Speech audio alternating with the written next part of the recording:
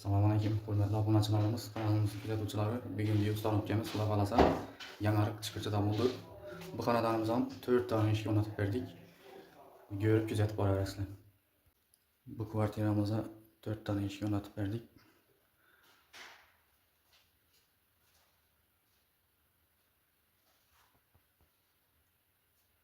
Kulaklarımız 3'ten.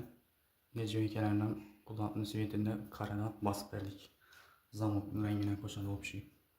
Zamokumuza orijinal Fatik zamokda o'rnatib berdik. Rezinkalarimiz ham suqma rezinkadan tegi bez parok bo'ldi.